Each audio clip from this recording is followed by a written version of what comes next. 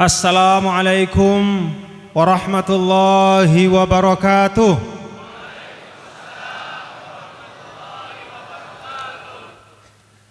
Alhamdulillah, alhamdulillah hamdal hamidin, hamdal syakirin, hamdal zakirin, hamdal radin, hamdal mustaghfirin bil ashar, hamda yuwafi ni'amahu wa yukafi'u mazidah.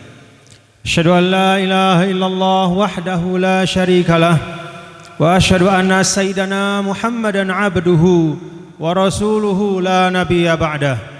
Allahumma salli ala sayyidina maulana Muhammad wa ala alihi wa ashabihi wa man tabi'a hudahu ila yaumil qiyamah, amma ba'du. Yang sama-sama kita muliakan, yang tadi telah memberikan mau'izah hasanah, guru kita, orang tua kita, Habib kita, Al-Habib Maulana Lutfi bin Yahya. Semoga Allah Subhanahu wa ta'ala memberi pemeliharaan kepada Habib Lutfi bin Yahya, diberi kesehatan dan keafiatan, dan sepanjang perjalanan beliau ini menjadi teladan bagi kita, bapak-bapak, ibu, saudara-saudara. Beliau itu usianya sudah tidak muda, tapi dari ujung pulau Jawa, ujung barat ke ujung timur, ujung selatan, ujung utara, ke Jakarta sudah tidak terhitung. Rata-rata jalan darat ratusan kilo. Itulah sirah atau itulah kebiasaan dari keturunan baginda Nabi besar Muhammad sallallahu alaihi wasallam, meneruskan perjuangan datuknya. Alhamdulillah.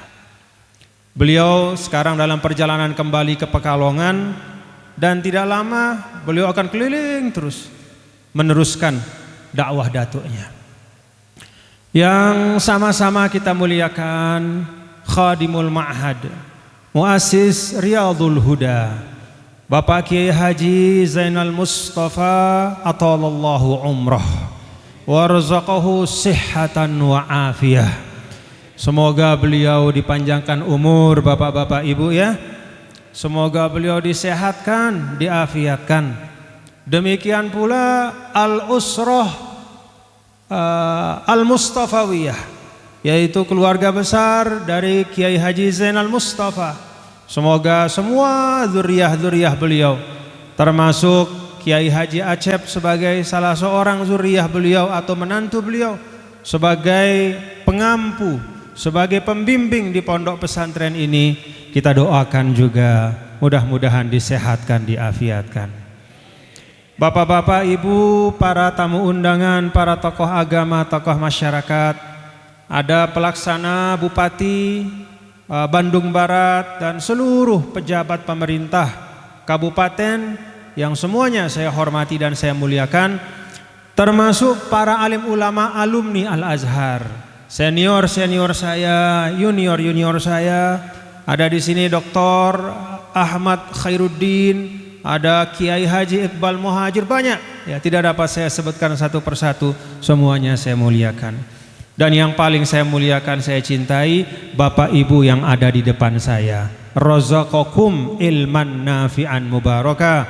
Semoga bapak-bapak yang hadir semuanya di sini dan kita semua diberi ilmu yang berkah oleh Allah Subhanahu wa taala. Bapak ibu, di awal saya mengajak kita, mungkin ada yang lupa ya, mungkin ada yang lupa. Saya ajak, tadi saya tanya sama Kiai Haji Acep, ini masjid enggak? Iya, ini masjid. Pakai sholat 5 waktu enggak? Iya, ini buat sholat 5 waktu. Oh, berarti ini adalah tempat yang yasihul i'tikafu fihi. Nah, kalau dalam mazhab kita, ini berarti adalah masjid yang sah untuk kita pakai i'tikaf.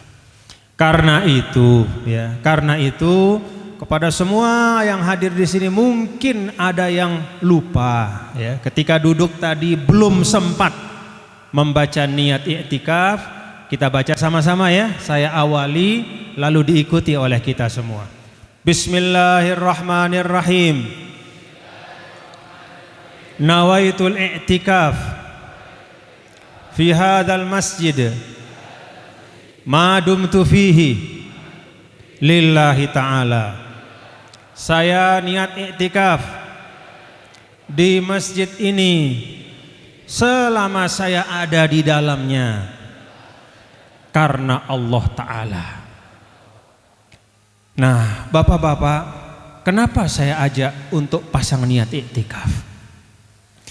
Ada salah satu keistimewaan dari umat Nabi besar Muhammad sallallahu alaihi wasallam. Sallallahu alaihi wa alihi wasallam. Min khasais al-ummatil Muhammadiyah. Apa itu? Dirumuskan oleh Imam Ghazali dalam ungkapan beliau, taksirul ujur bita'didin niyah.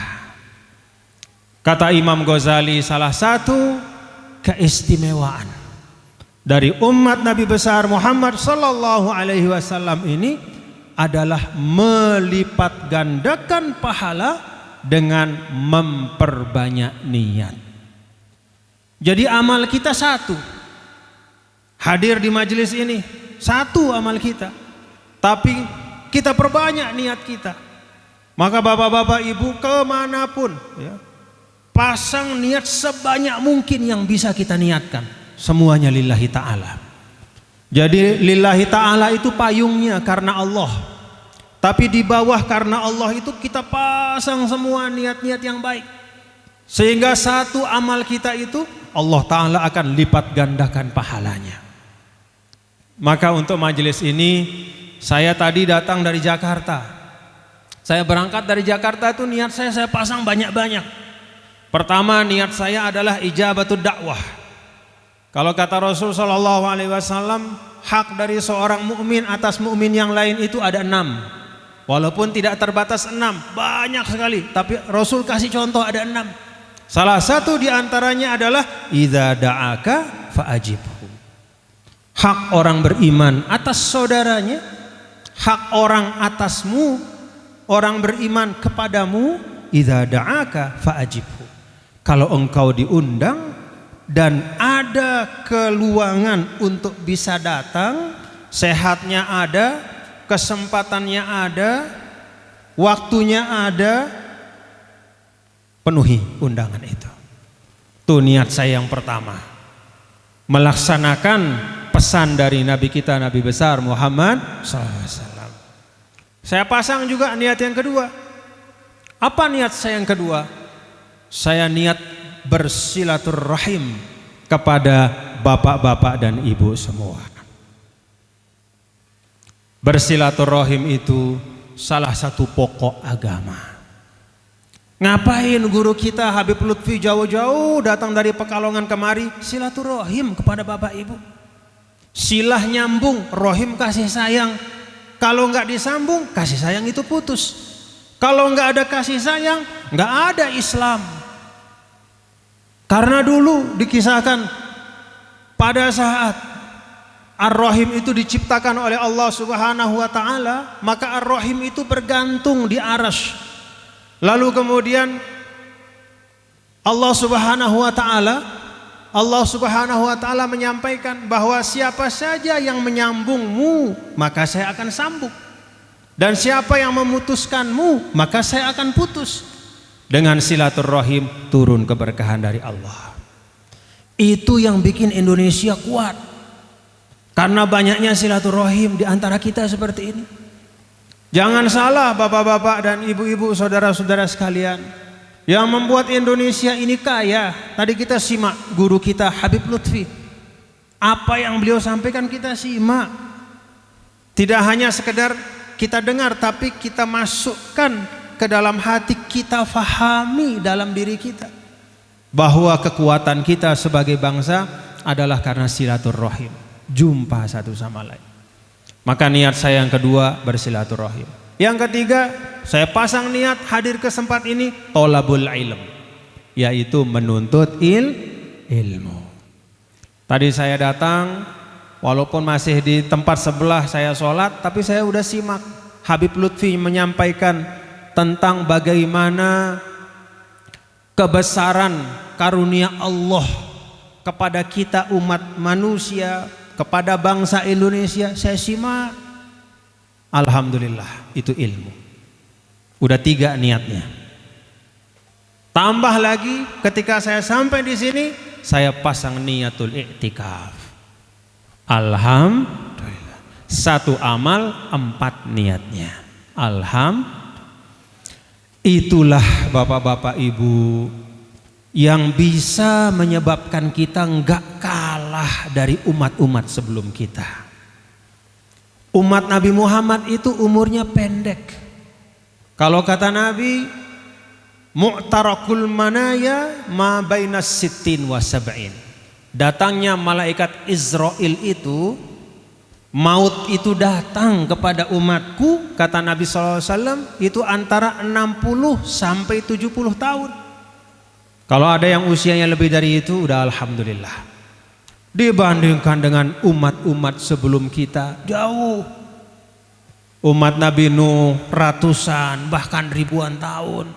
Cerita-cerita di kitab tafsir tentang Nabi Adam alaihissalam dan keturunannya panjang-panjang umurnya.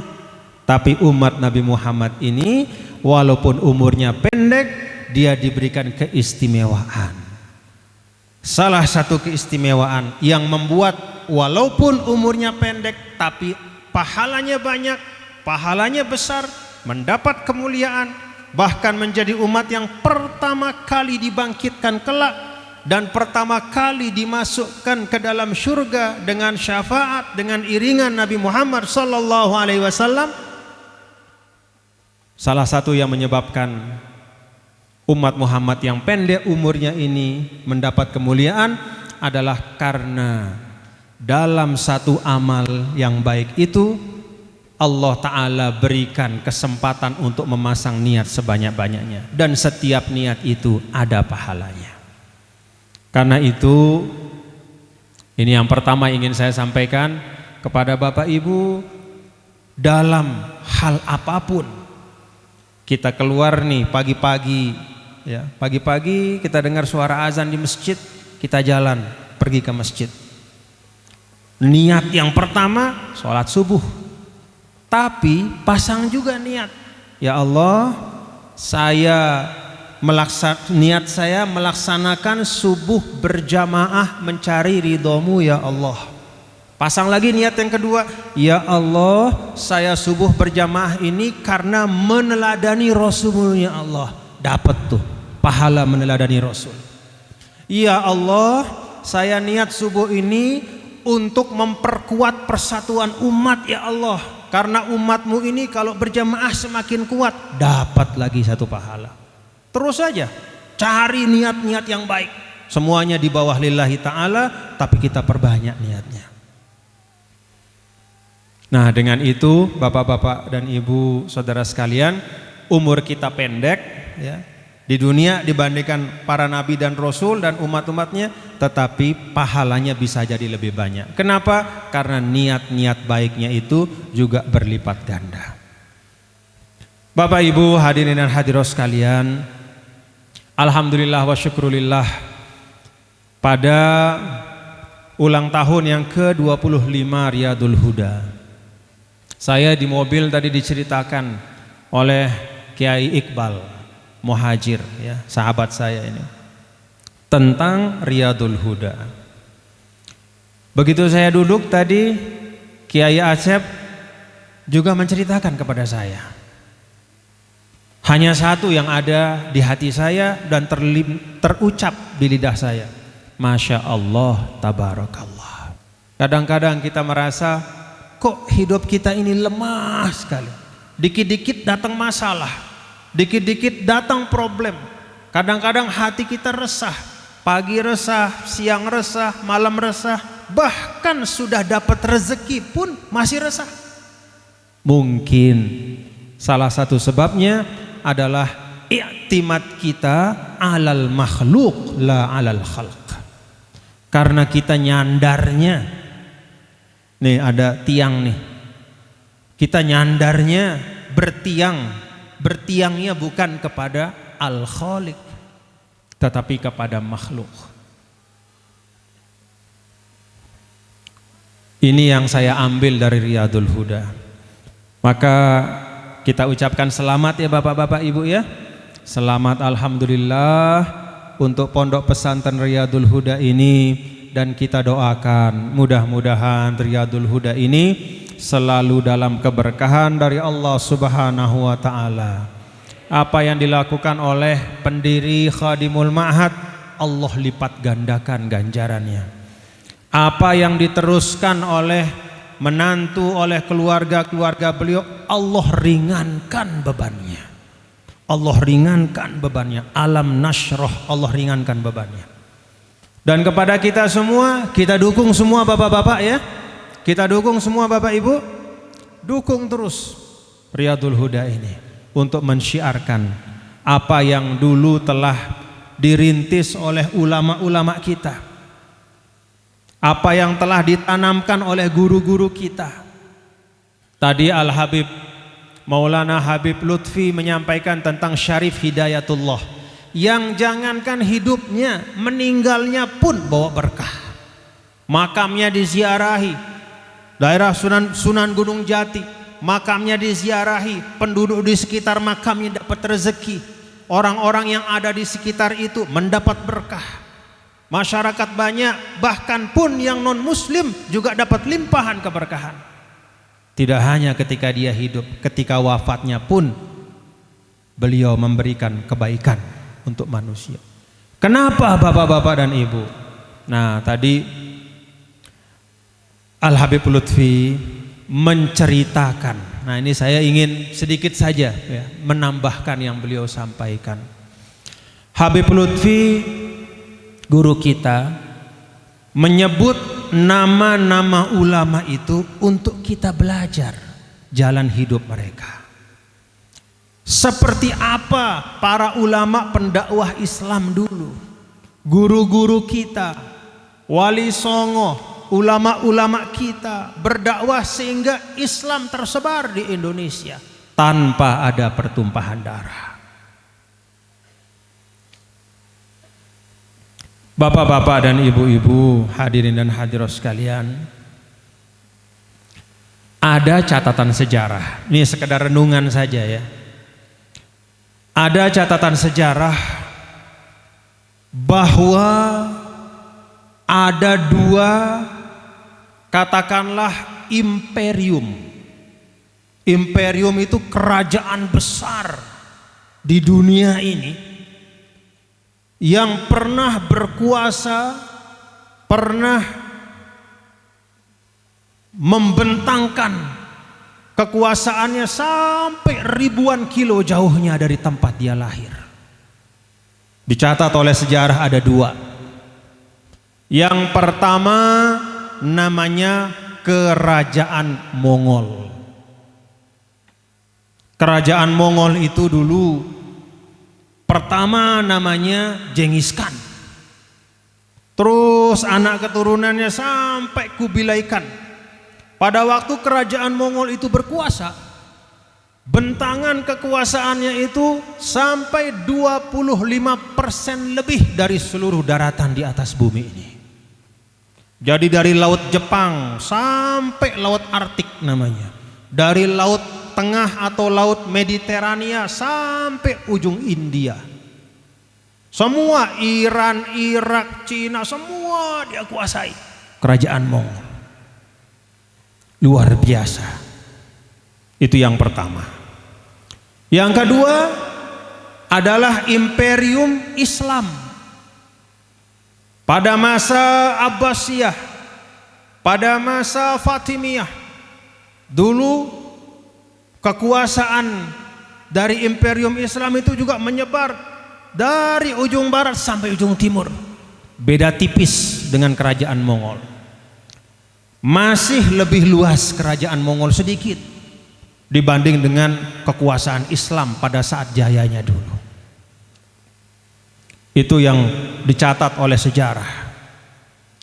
Tapi, nah nih bapak-bapak, ibu-ibu ya, hadirin hadirat sekalian, pelajarannya nih.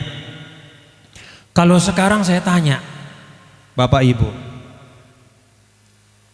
Ada nggak peninggalan kerajaan Mongol di dunia sekarang? Ada nggak? Ada yang bisa bahasa Mongol? Ada nggak? Ada yang pernah membaca kitab-kitab berbahasa Mongol? Ada yang tahu peradaban Mongol atau bangunan yang hebat yang ditinggalkan oleh kerajaan Mongol yang luar biasa? Gak ada. Bahasanya gak ada yang tahu. Kitab-kitab yang tulisan bahasa Mongol juga gak ada. Bangunan-bangunan yang melambangkan kehebatan Genghis Khan menguasai dunia gak ada. Beda dengan Islam. Ada yang bisa bahasa Arab? Ada yang bisa bahasa Arab? Semuanya bisa. Al-Fatihah bahasa Arab. Bisa baca suratul Fatihah? Coba bayangkan, kita ini di Indonesia lebih dari 1000, bukan hanya 1000, bahkan beberapa ribu kilometer jauhnya dari Mekah, beribu-ribu kilo dari Mekah. Kita ini bukan orang Arab. Ada sebagian keturunan Arab, tapi sebagian besar di Indonesia bukan orang Arab. Ada yang Sunda, saya dari Lombok, suku saya suku Sasak. Saya orang Sasak, ya. Panjenengan, sampean, Anda semua, antum itu banyak dari Sunda. Ada dari Jawa, Padang, Sulawesi, Papua, Sumatera, segala macam suku bangsa. Tapi ketika kita Muslim, lidah kita dimudahkan untuk mengucapkan kalimat-kalimat bahasa Arab. Alhamdulillah. Tadi dengar qori kita Al Ustaz Salman, saya sampai kaget tadi begitu dengar beliau baca Quran. Rasanya seperti qori Abdul Basit Abdul Somad yang di Mesir itu hidup lagi. Saking indahnya. Itu yang saya dengar bacaan beliau itu seperti yang saya dengar tahun 90-an ketika dulu saya di Kairo. Ketika kami naik bis, ya, ini ada Dr. Ahmad Khairuddin, ada Kiai Iqbal, teman-teman alumni Kairo tahu persis. Kita kalau ngaji di Al-Azhar tuh naik bis tiap hari, bapak-bapak. Pegangan tuh, gantungan di bis karena bisnya penuh. Berangkat dari tempat kos sampai ke Al-Azhar. Di dalam bis itu, semua supir bis itu selalu nyalain tipnya itu Al-Quran. Yang paling populer radio di Kairo itu namanya Izaatul Quranil Karim. Radio Al-Quran, 24 jam Al-Quran. Semua qori-qori terbaik itu kita dengar di bis. Makanya orang Mesir itu banyak yang hafal Quran karena Al-Quran terus yang didengar. Di bis itu dengan Al-Quran, di pasar-pasar, kios-kios nyalain Al-Quran. Nah, salah satu yang favorit di bis itu adalah Al-Maghfurlah Al-Qari wal Muqri Abdul Basit Abdul Samad. Itu yang paling populer. Selain ada Syekh Khalil Husari, ada Syekh Ismail Minshawi dan banyak, tapi Abdul Basit, wah itu nomor 1. Itu suaranya mirip tadi, gayanya tuh sama Ustadz Salman. Jadi orang Sunda kalau ngaji nggak kalah dengan orang Mesir asli. Orang Sunda ngaji nggak kalah sama orang Mesir asli. Kalau tadi beliau nih suaranya diperdengarkan di Mesir, nggak ada yang nyangka orang Mesir bahwa itu tadi orang Sunda.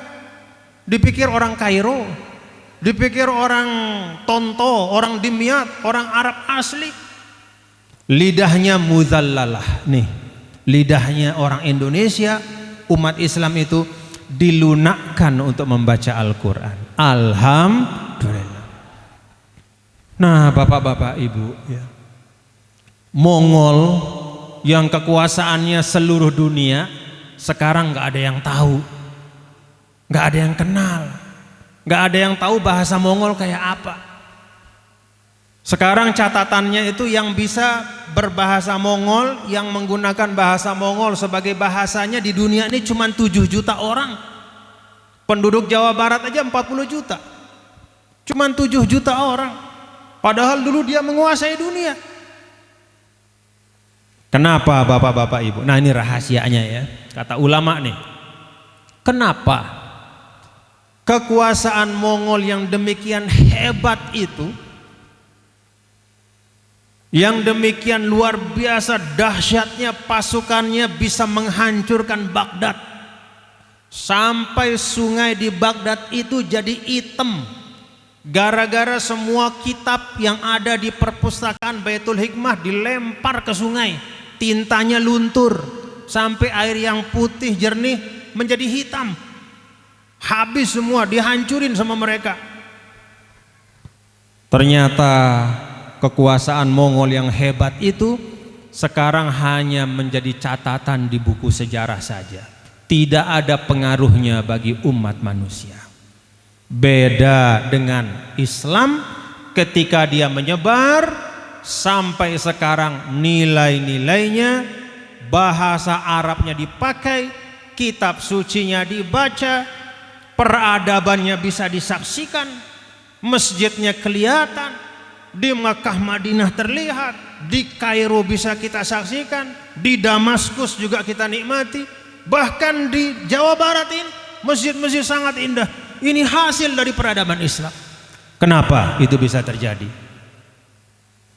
Para ulama menyampaikan sebabnya adalah dulu Mongol itu menyebar semata-mata karena kekerasan dan kekuatan. Jadi Mongol itu menyebar karena senjata, militernya, tentaranya. Serbu sana, serbu sini, kalahkan ini, kalahkan itu, kuasai ini, kuasai itu. Nggak lama, punya senjata tapi nggak punya nilai. Dia punya kekuatan tapi tidak punya kearifan. Nggak ada ajaran mulia yang dia bawa. Cuman bawa senjata doang. Ya udah, begitu senjatanya hilang, begitu tenaganya lemah, hancur Mongol itu. Nah, kalau Islam, nah ini bapak-bapak ibu ya, Islam itu menyebar utamanya adalah dengan kekuatan al-usulul akhlaqiyah. Itu kata Syekh Muhammad Arafah, guru kami di Al-Azhar dulu, bahwa Islam itu menyebar di seluruh dunia ada dua faktor utamanya. Yang pertama al-usulul akhlaqiyah, dan yang kedua sulukud du'at ilaih. Apa arti usul akhlaqiyah? Al-usul itu jamak dari aslun. Aslun artinya prinsip, nilai. Akhlaqiyah artinya etika dan akhlak. Akhlak, adab. Jadi ketika para pendakwah, para pejuang Islam itu datang, mereka datang ke negara-negara yang jauh itu tidak hanya membawa suara kuda, derap kuda, tidak hanya membawa suara gemerincing senjata, tapi yang mereka bawa nilai-nilai akhlak mulia. Sehingga ketika senjata itu sudah dimasukkan ke dalam sarungnya, ketika kuda itu sudah diikat di tempat ikatannya, nilai-nilai akhlak itulah yang terus-menerus menyebar. Sampailah ke tanah Sunda ini. Pernah dengar ada pedang dari Arab yang datang ke sini? Pernah? Pernah mendengar ada pasukan bersenjata yang datang bawa Islam kemari? Al-usulul akhlaqiyah. Itu yang istilahnya hard power dengan soft power. Hard power itu ya senjata. Apakah senjata nggak penting? Penting pada tempatnya. Bukan berarti dulu umat Islam nggak punya pasukan, punya. Pasukan Islam justru pasukan yang sangat hebat. Tetapi itu hanya mendukung saja, tidak menjadi pokok. Yang paling utama al-usulul akhlaqiyah. Karena itu kalau kita lihat di dalam Al-Quran, bapak-bapak, ibu-ibu, ayat-ayat tentang perang itu hanya sedikit. dibandingkan dengan ayat-ayat yang berbicara tentang akhlak-akhlak yang mulia. Itulah yang dibawa oleh Syarif Hidayatullah, Sunan Gunung Jati, Wali Songo. Mereka tidak bawa pedang, mereka tidak bawa pasukan, tapi mereka membawa akhlak yang mulia. Nah, oleh karena itu saya mengajak kita semua, ya, bapak-bapak, ibu-ibu yang ada di Riyadul Huda ini, mari kita sambung akhlak-akhlak itu. Jadi akhlak-akhlak yang kita terima dari guru-guru kita, udah pegang aja itu, nggak usah ikut-ikut paham-paham aneh-aneh. Ya. Apa yang kita terima dari masyayikh kita, apa yang kita dapat ijazahnya dari kiai-kiai kita, apa yang kita sudah terima dari habaib-habaib kita, udah pegang, udah itu. Ada yang tanya sama saya, ya, ini di Lombok, Tuan Guru katanya, ini ada penceramah mengatakan yang paling bagus itu berpegang pada Quran hadis katanya. Pokoknya harus ada hadisnya, harus ada Qurannya. Jangan hanya pendapat ulama, jangan hanya pendapat mazhab, tapi harus ada ayatnya, harus ada hadisnya. Saya bilang sama yang nanya, gini saja, ini gambaran sederhana.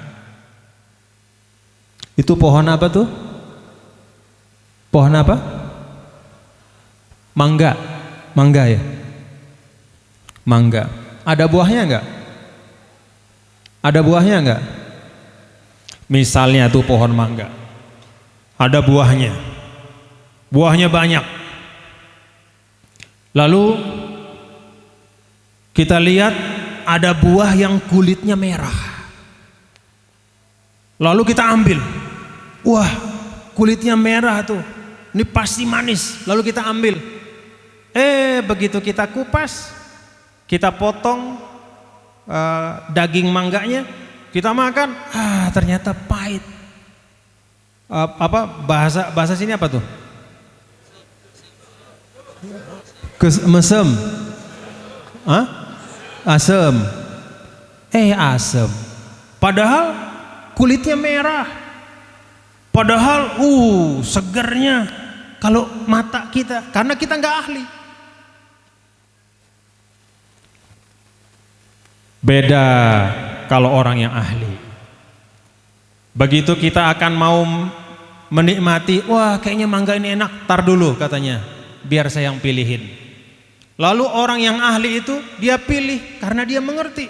Dia pilih mangga yang paling pas, yang dia tahu mangganya udah matang, lalu dia kupasin, lalu kemudian dia buang bijinya tuh, lalu isi mangga itu dimasukkan ke juicer, lalu kemudian dia nyalain juicernya, dia bikin jadi jus mangga.